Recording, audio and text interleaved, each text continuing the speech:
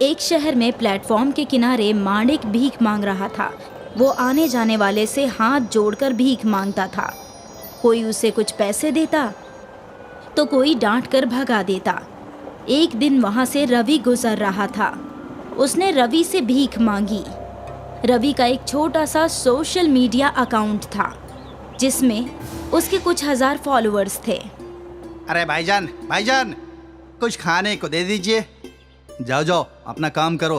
भाईजान सुबह से कुछ नहीं खाया है, मैं हाथ जोड़ता हूँ, मुझे कुछ खाने को दे दीजिए। अच्छा, तुम्हें खाने को चाहिए। अगर आज मैं आपको खाने के लिए कुछ पैसे दे दूंगा तो कल आप फिर किसी से भीख मांगेंगे। इसके सिवा और मैं कर भी क्या सकता हूँ भाईजान। मैं तुम्हें एक तरकीब बताता हूँ, अगर तुम उस पर चलोगे तो तुम्हें भीख मांगने की जरूरत नहीं पड़ेगी। हाँ भाईजान, मैं जरूर आपकी बात मानूंगा। बताइए मुझे क्या करना चाहिए। मेरे पास गन्ने की मशीन है, तुम मेरे साथ गन्ने का रस बेच सकते हो। हाँ भाईजान, ये काम तो अच्छा है, मैं आपके साथ काम करने के लिए राजी हूँ। ठीक है, आज तुम जगह का इंतजाम करो, मैं कल गन्ने की मशीन और गन्ना लेकर आऊंगा। कल से ही हम अपना काम शुरू कर देंगे। मानिक को ये तरकीब पसंद आई। रवि चला गया। तब तक मानिक ने पीछे सारी तैयारियां कर ली। रवि ने एक छोटा वीडियो क्लिप अपने सोशल मीडिया पर डाल भी दिया जिसकी लोगों ने तारीफ की और हिमायत करने का यकीन दिलाया। अगले रोज रवि ने गन्ने की मशीन और गन्ने लाकर रख दिए। मानिक ने भी सारा काम कर दिया। रवि की वजह से वहां पहले रोज से ही काफी ग्राहक आने शुरू हो गए और उनका काम अच्छा चलने लगा। बेकारी नजर आने वाला मानिक अब नए और अच्छे कपड़ों में बैठकर गन्ने का रस बेचने लगा। रवि की सोशल मीडिया फॉलोअर्स की वजह से वहां एक लंबी कतार लगती थी और सभी बेहद खुश होकर गन्ने का रस पीते और फिर रवि के साथ फोटो खींचकर अपलोड कर देते। मानिक, मुझे लगता है कि अब एक मशीन से काम नहीं चलेगा। हाँ भाईजान, भीड़ ही इतनी आ रही है कि सबको इंतजार कराना पड़ता है, हमें ये काम बढ़ाना होगा। हाँ, मैं कुछ और मशीनें बढ़वा देता हूँ, साथ ही काम के लिए कुछ लड़के भी रख लेना।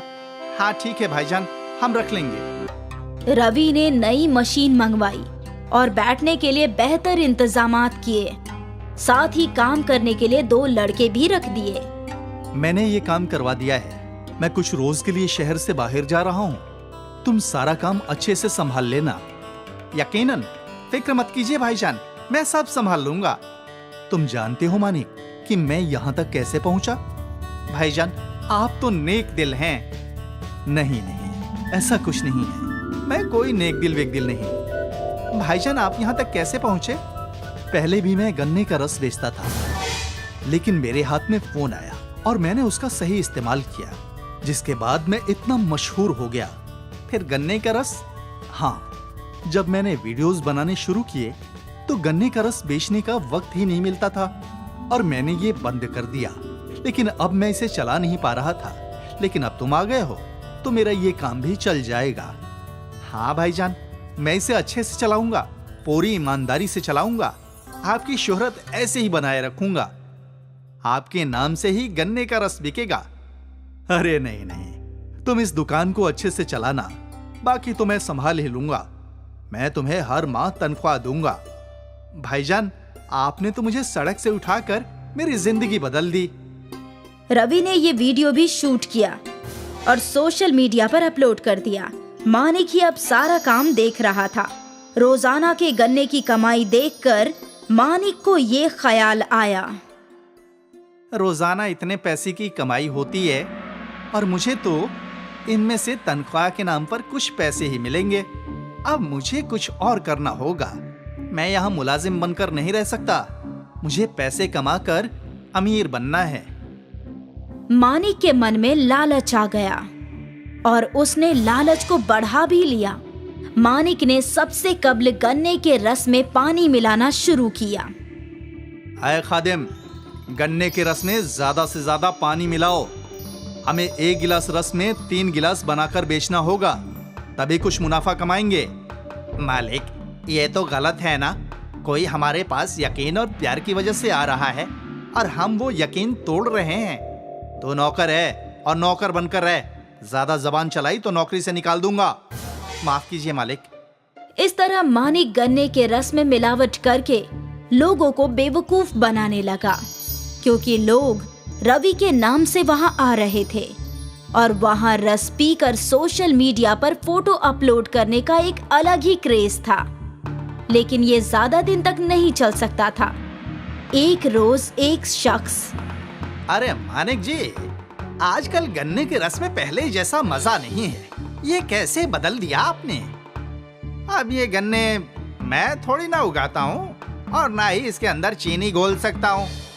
अरे भाईजान, नाराज क्यों होते हो? मुझे थोड़ा जायका अलग लगा तो मैंने बोल दिया। आहिस्ते आहिस्ते सभी इस बात को महसूस करने लगे, लेकिन अभी भी लंबी कतार वहां लगती थी। मानिक का लालच इतने में भी पूरा नहीं हुआ, तो उसने दूसरी तरकीब निकाली और गन्ने के रस के दाम बढ़ा दिए। उसने नए दाम की नई तख्ती लगवा दी, जिसके बाद कुछ लोगों को ये अजीब लगा और उन्होंने आना कम कर दिया। लोग खुद कितने लालची और कंजूस हैं। थोड़े से दाम क्या बढ़ा दिए, लोग यहाँ आना छोड़ रहे हैं। अरे 5-10 रुपए से क्या फर्क पड़ता है? मानिक ने खुद को नहीं बदला, लेकिन ग्राहक आने कम हो गए। रवि भी शहर से लौट आया। रवि ने देखा कि वहाँ ग्राहक बहुत कम हैं। वो ये देखकर हैरान हो गया। मानिक, आजकल ग्राहक नहीं आ रहे हैं, क्या बात है? पहले तो यहाँ लंबी कतार हुआ करती थी। ग्राहकों की मर्जी, वो आए या ना आए, इसमें मेरी क्या खाता है? तुमने ये नए दाम क्यों बढ़ाए? इतना महंगा करने की क्या जरूरत थी? जब इतना ज्यादा पसंद करते हैं तो मुझे लगा कि ज्यादा दाम भी पसंद करेंगे। तुमने तो मेरा पूरा कारोबार डुबा दिया। ये मेरा कारोबार है, मेरा काम है। तुम कौन होते हो मुझे कहने वाले या सिखाने वाले? मेरा जो दिल करेगा मैं वही करूंगा। सारा बंदोबस्त मैंने किया और तुम कह रहे हो कि ये तुम्हारा काम है? हाँ, ये मेरा ही है। इससे कबल कि मैं पुलिस को बुलाऊं तुम यहाँ से दफा हो जाओ। मैं सोशल मीडिया इन्फ्लुएंसर हूँ। मेरे फॉलोअर्स पहले रोज से ही मेरे सारे पोस्ट देख रहे हैं। उन्हें हर बात की खबर है। रवि इस वक्त भी लाइव आया हुआ था। उसके फॉलोअर्स को बेईमान करने वाले मानिक का हकीकत पता चल गया। कुछ लोग आए और ये देखकर मानिक को पीटने लगे। मानिक वहां से जान बचाकर भागा।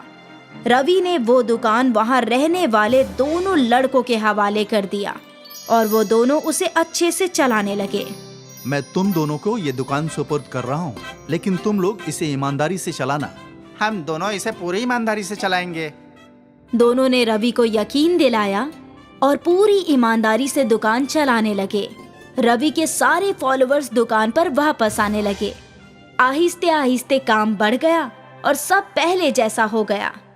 बेईमानी बर्बादी का रास्ता है, जबकि ईमानदारी की तरक्की से पैर जमीन पर रख कर भी आसमान छुआ जा सकता है। स्नेहा एक बिना माँ की बच्ची थी जो अपने अब्बू के साथ रहती थी। उसके अब्बू श्रीकांत एक किसान थे। उन्होंने स्नेहा के लिए दूसरी अम्मी लाने का फैसला किया और दूसरा निकाह कर लिया। पर श्रीकांत की दूसरी बीवी ममता स्नेहा को बिल्कुल पसंद नहीं करती थी। एक रोज, स्नेहा, सारा दिन तो बस यूं ही वक्त जाया करती है, कुछ काम धाम भी कर लिया करो। हाँ बताइए अम्मी, आपको क्या काम करवाना है? मैं कर दूंगी। ये लो पैसे और पास की सब्जी मंडी से तरकारी ले आओ। ठीक है अम्मी। स्नेहा पैसे लेकर सब्जी मंडी चली जाती है और जब वापस आती है तो, अम्मी, आज तो तरकारी बहुत महंगी थी। सारे पैसे उड़ा आई क्या? अम्मी, आज तरकारी बहुत महंगी होने की वजह से थोड़ी ही तरकारियाँ आई हैं। तरकारी महंगी है या उन पैसों से चाट पकौड़ी खा ली तुमने? मैं सब जानती हूँ। थोड़ी सी ढील नहीं दी और तुम्हारा उड़ना शुरू हो जाता है। नहीं अम्मी, मैं बिल्कुल सही कह रही हूँ, मैंने कुछ नहीं खाया। चल बावर्ची खाने में जा और खाना बना। खाना वाना कुछ बनाती नहीं, बस बहस करवा लो इससे। पता नहीं कब तक मूंग दलेगी मेरी छाती पर। स्नेहा बावर्ची खाने में खाना बनाने चली जाती है। मुझे कैसे न कैसे करके इस लड़की से अपना पीछा छुड़ाना पड़ेगा। मैं क्या करूं जो ये इस घर से चली जाए, नहीं तो जिंदगी भर मुझे इसे झेलना पड़ेगा। तभी ममता को एक तरकीब सूझती है। ममता अपने सोने का हार स्नेहा के कमरे में छुपा देती है। सुनिए जी, मेरा सोने का हार नहीं मिल रहा है। यही कहीं होगा, तुम कहीं रखकर भूल गई होगी। मैंने घर में हर जगह ढूंढ लिया लेकिन कहीं नहीं मिला। बस एक स्नेहा का कमरा रह गया है, बस उसकी तलाशी लेनी है। वो मेरी अम्मी ने मुझे दिया था। ये कैसी बातें कर रही हो? आखिर स्नेहा तुम्हारा हार क्यों चुराएगी? मैंने कब कहा कि चुराएगी, लेकिन एक बार तलाशी लेने में क्या जाता है। हाँ, कंगन को आरसी क्या। ममता स्नेहा के कमरे की तलाशी लेती है। वहाँ उसे अपना सोने का हार मिल जाता है, क्योंकि ये हार उसी ने रखा होता है। देखा, मैं ना कहती थी, मेरा सोने का हार स्नेहा ने ही चुराया है। अब तो हकीकत आपके सामने है। अब तो यकीन कीजिए, साबित हो गया ना कि स्नेहा चोर है। इसकी नजर हमेशा मेरे सोने के हार पर रहती थी और आज तो इसने चुरा भी लिया। स्नेहा, ये सब क्या माजरा है? तुमने अपनी अम्मी का सोने का हार चुराया है? तुम्हें किस चीज की कमी थी जो तुमने ऐसा किया? नहीं अब्बू, मैंने सोने का हार नहीं चुराया। मुझे इस बात का बिल्कुल इल्म नहीं है कि ये हार कहाँ से आया। मैं भला क्यों चुराऊंगी अब्बू? ये तो मेरी आंखों के सामने ही तुम्हारे कमरे से निकला है। अगर तुमने ये हार नहीं चुराया तो ये हार तुम्हारे कमरे से कैसे निकला? एक तो चोरी, ऊपर से सीना चोरी। या तो अब ये इस घर में रहेगी या फिर मैं। कल को अगर मेरा कोई और सामान चुरा लिया इसने तो मैं तो कंगाल हो जाऊंगी। अब्बू, मैंने कुछ नहीं किया। मेहरबानी करके मुझे घर से ना निकालिए। आइंदा मैं आपको कोई शिकायत का मौका नहीं दूंगी। मैं घर के एक कोने में पड़ी रहूंगी। अम्मी, मुझे घर से मत निकालिए, मैं घर का सारा काम करूंगी। श्रीकांत चुपचाप खड़ा देखता रहा। वो कुछ नहीं कहता। स्नेहा अपनी आंखों में आंसू लिए घर से निकल जाती है और रोते रोते एक जंगल की तरफ निकल पड़ती है। तभी स्नेहा को एक खरगोश दिखाई देता है। वो झाड़ियों में फंसा होता है। ये खरगोश तो बेहद खूबसूरत है, लेकिन ये झाड़ियों में फंसा है। मुझे इसकी मदद करनी चाहिए। इसे तो चोट लग सकती है झाड़ियों से। वो उसे झाड़ियों से निकाल लेती है और जड़ी बूटियों को उसके जख्म पर लगा देती है। खरगोश ठीक होकर जंगल की तरफ भागता है। वो खरगोश के पीछे पीछे घने जंगल के अंदर पहुंच जाती है। अरे, ये मैं कहाँ आ गई? ये तो घना जंगल है। यहाँ तो बहुत सारे जंगली जानवर भी रहते होंगे। अब मैं क्या करूँ? स्नेहा एक किनारे पर गमगीन होकर बैठ जाती है। ऐसे बैठने से कुछ हासिल नहीं होगा। मुझे कुछ करना चाहिए। मैं घर वापस भी नहीं जा सकती। मेरा तो कोई ठिकाना भी नहीं है। मुझे यहीं पर रहना होगा, इसी जंगल में। लेकिन मैं इस घनघोर जंगल में जानवरों के बीच कैसे रहूंगी? अच्छा ही होगा कि कोई जानवर मुझे खा जाए, क्योंकि मेरी जिंदगी का अब कोई मकसद नहीं है। मेरी अम्मी ने मुझे छोड़ दिया और अब मेरे अब्बू ने भी मुझे घर से बाहर निकाल दिया। अब मैं जिंदा रहकर आखिर क्या करूं? वो ऐसे ही ख्यालों में गुम होती है। तभी वो खरगोश वहाँ आ जाता है। स्नेहा, तुम तो बहुत ही नेक लड़की हो। तुम अपने मन में ऐसे ख्यालात कैसे ला सकती हो? तुम्हें तो अभी और जिंदगी जीनी है। स्नेहा चौंक जाती है और इधर उधर देखने लगती है। स्नेहा, चौंको मत। मैं बोलने वाला खरगोश हूँ। तुमने मेरी जान बचाई थी। तुम इस जंगल में बेफिक्र होकर रह सकती हो। यहाँ रहने में मैं तुम्हारी मदद करूँगा और तुम्हारी हिफाजत भी करूँगा। वो कैसे? मैं जंगल के सभी जानवरों को समझा दूंगा। फिर वो तुम्हारे पास कभी नहीं आएंगे। सब तुम्हारे दोस्त बनकर रहेंगे। बहुत बहुत शुक्रिया। तुम्हारे इस जंगल में रहने के लिए मुझे एक घर की जरूरत है, लेकिन मेरे पास तो कुछ भी नहीं है।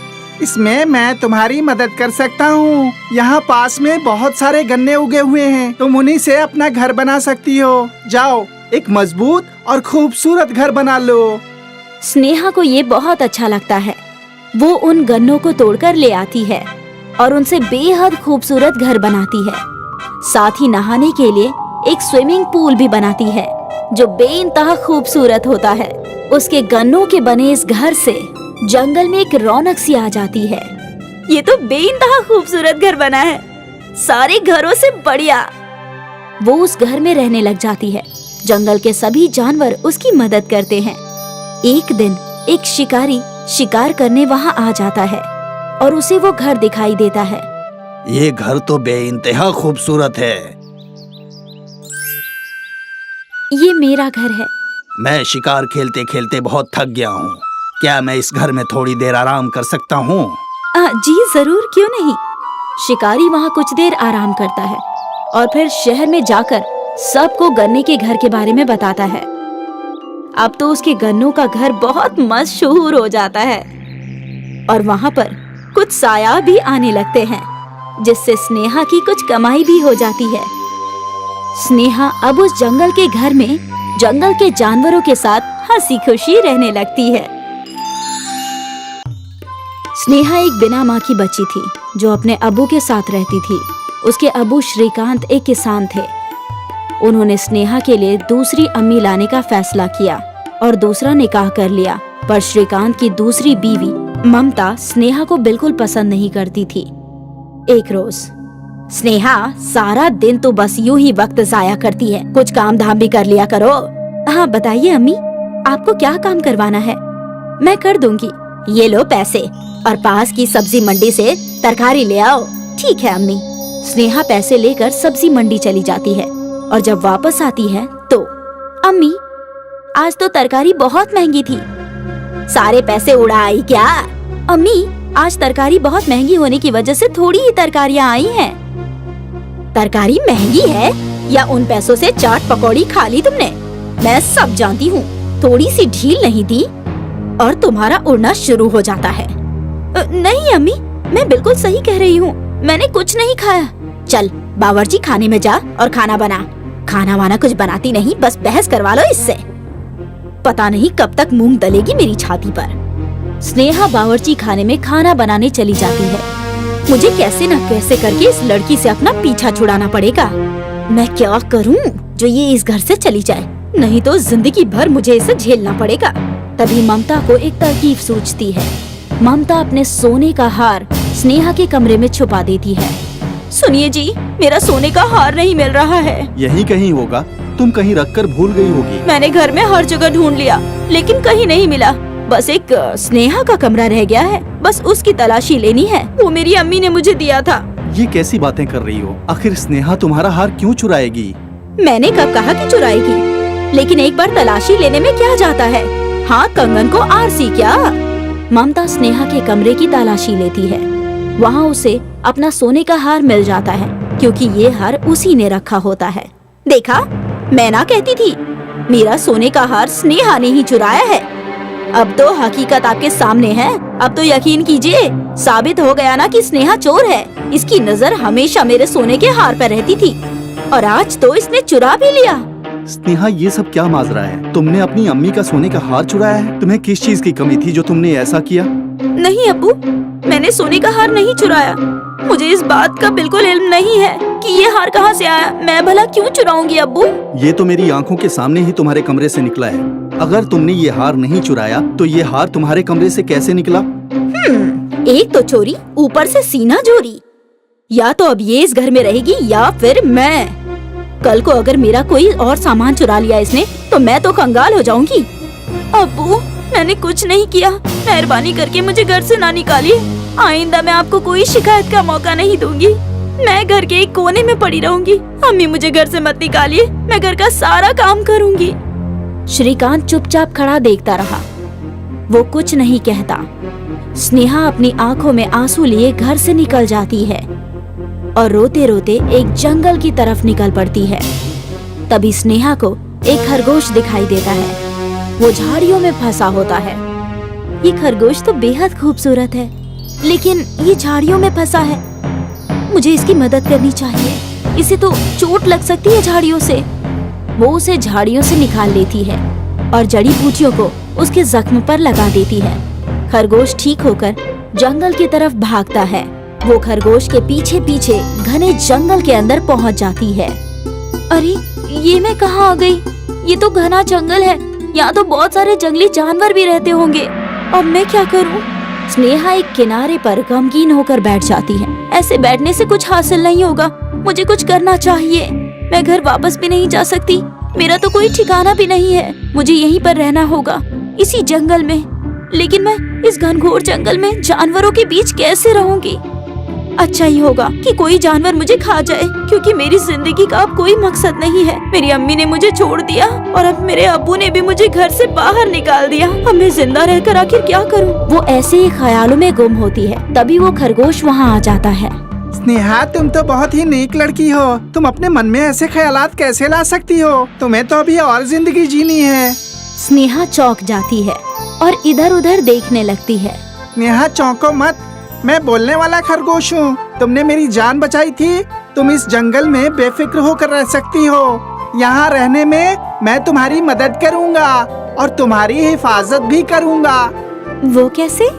मैं जंगल के सभी जानवरों को समझा दूंगा, फिर वो तुम्हारे पास कभी नहीं आएंगे। सब तुम्हारे दोस्त बनकर रहेंगे। बहुत बहुत शुक्रिया। तुम्हारे इस जंगल में रहने के लिए मुझे एक घर की जरूरत है, लेकिन मेरे पास तो कुछ भी नहीं है। इसमें मैं तुम्हारी मदद कर सकता हूँ। यहाँ पास में बहुत सारे गन्ने उगे हुए हैं, तुम उन्हीं से अपना घर बना सकती हो। जाओ, एक मजबूत और खूबसूरत घर बना लो। स्नेहा को ये बहुत अच्छा लगता है। वो उन गन्नों को तोड़कर ले आती है और उनसे बेहद खूबसूरत घर बनाती है। साथ ही नहाने के लिए एक स्विमिंग पूल भी बनाती है जो बेइंतहा खूबसूरत होता है। उसके गन्नों के बने इस घर से जंगल में एक रौनक सी आ जाती है। ये तो बेइंतहा खूबसूरत घर बना है, सारे घरों से बढ़िया। वो उस घर में रहने लग जाती है। जंगल के सभी जानवर उसकी मदद करते हैं। एक दिन एक शिकारी शिकार करने वहाँ आ जाता है और उसे वो घर दिखाई देता है। ये घर तो बेइंतहा खूबसूरत है। ये मेरा घर है। मैं शिकार खेलते खेलते बहुत थक गया हूँ। क्या मैं इस घर में थोड़ी देर आराम कर सकता हूँ? जी जरूर, क्यों नहीं। शिकारी वहाँ कुछ देर आराम करता है और फिर शहर में जाकर सबको गन्ने के घर के बारे में बताता है। अब तो उसके गन्नों का घर बहुत मशहूर हो जाता है और वहाँ पर कुछ साया भी आने लगते हैं, जिससे स्नेहा की कुछ कमाई भी हो जाती है। स्नेहा अब उस जंगल के घर में जंगल के जानवरों के साथ हंसी खुशी रहने लगती है।